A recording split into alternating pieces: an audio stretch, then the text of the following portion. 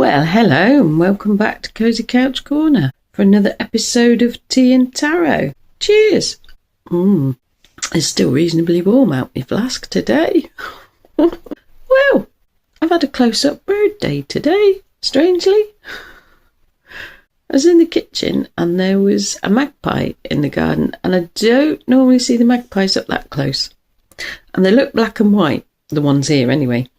But if you get them close up with a light on them, they're iridescent, and the tail was a sort of muddy green, and the end of their wings was a bright blue, all sort of shiny iridescent-y. So that was really nice, because honestly, they're not normally that close. And then it was in the bathroom upstairs and noticed there was a sparrow on the telephone wire right outside the window. So that was really nice. Got to see him close up as well. And I've seen I think I saw a couple of swans, or was it geese? Saw a couple of geese flying. It was a long-necked bird anyway, two in unison flying. So that was a geese. And I've seen about 10 cows. Did I see 10? Was it more than 10? There was more than I'd seen before, but they don't all sort of, they're usually in the same field, but they're not necessarily that close together. They're big though. The brown and white ones. They're really big. What was the other thing? Yes, the energy's still completely back. Crap. Crazy. Oh, and I've had a morning. And just in case you get stuck in the same headspace as I do, it is not our job to fix all the problems in the world. And if you end up in your head ruminating about it, put it to one side. We can do what we can do. But yeah, I've been stuck in my head in all that stuff that's going on and knowing what they're setting up going forwards. And it's not getting into helplessness. It's staying out of victim energy. They want us to feel helpless and defeated, and it's staying out of that. So I had all that this morning, and it's not been much calmer this afternoon. I'll get on with the tarot, because I don't know, that's usually, it always perks me up. I'm not sure it calms me down, but it perks me up. So, right, let's see where we are. Okay, what message do you have for us? Oh, blimey, this again. The Two of Wands. Did we have that yesterday? Right, this one. Doing it upright, reverse. Does it matter?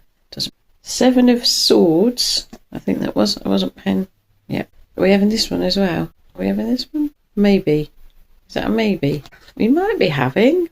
Wasn't very clear. The Eight of Wands. Do we want? And we definitely want this one. Okay. Four of Coins. Do I want any more cards? No. So this is, if I don't read something right, we're having that one. No. Are we having this one? Sorry, not one in my hand. I'm still trying to pin down the Eight of Wands. Are we going to read the Eight of Wands? You just needed me to take the card after it. Right. Right, where do you want me to start? Right, Seven of Swords. Yep, people are still blowing smoke out their arse. So talking up a big game. It's not buying into it. It's not going along with it. It's not necessarily believing it, because they won't necessarily do it. But it can put us into a state of fear, and then we're easier to manipulate. Oh, that was that one then. So where are we going now? No, Two of Wands. We had this again. Did I miss something? Yes. No. Okay. I'm not getting stuck in the past yet. Not getting stuck in the future. Although we can think about the future, can't we? And we can plan and we can dream. But it's remembering to spend some time in the present moment in order to move forward and focus on the immediate steps now, to focus on what we need to do now to achieve what we want in the future. And a while ago we had about taking baby steps, having goals and taking baby steps. We're not trying to give ourselves too much in one go. So it was just little baby steps moving forward. That reminded me of something else. It comes into my mind. I finished saying the thing I'm saying, and then the other thing, the path, that was it. We've had before, haven't we, that as we move forward, even if it's like baby steps, as we move forward, we see the path. Do we see a few steps ahead? So there's stuff we can't see now, but as we start moving forward, we will see what's coming up in terms of where we're going and what we're doing. Is that it for that one? Right. Four of Coins. I'm getting two opposites. I'm getting like a contraction and a hanging on to things in the main picture, and then in the background I've got a bird flying free. We're aiming to be the bird flying free. What are we hanging on to? What are we hanging on to that's possibly going when the systems of control fall? Things will be going. And we know we're at a point in history now where things are going to change. And I can't think of them. I say systems of control, but it's like regime change. That's it. On a more countrywide level, a regime change. Which if you look historically, that's exactly what we're coming up to. What are we hanging on to that we need to let go?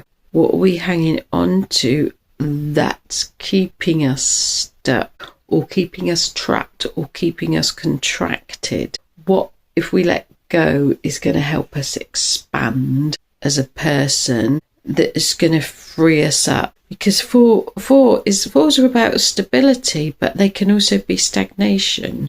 And this was more, what makes you feel contracted? What makes you feel it in your body? What makes you feel all contracted? What makes you feel open? What makes you feel open? What makes you feel light? What makes you feel like there's expansion? And aim for that. So we might have to look at things in our life, and they might not be physical things, but things in our life are holding us back and we need to let go of. Yeah. Okay, so the next one. Okay. What's the next message you have for us, please? Those that are sticking out. Packs just flipped. Do you want me to take this bottom one? The one on the bottom here. And that would be the 10 of Wands. Right, do you want the next one? Death? Don't panic. Do you want the 8 of Cups? Got the 8 of Cups. Do you want the Queen of Wands? No. Do you want the 10 of Swords? Is that a yes? Yeah. That's funny, because someone was talking about that story. It's based on Sedna, I think it was. 10 of Swords. Do I need any more? No, good, because I've got 4 now. Got 4 cards, right. Okay. Don't panic. Right. Oh, 2 10s. 10 of Wands, 10 of Swords. It's quite an interesting story going on here. Where do you want me to start? Do you want me to start on the 10 of Swords? 10 of Swords. We're not grasping at straws anymore. Some of us have been through a lot. I'm looking at this card and it just looks quite a lot more horrific than it usually looks. Some people have been through some horrific things and we've learned. And that kind of goes with the 10 of Wands, doesn't it?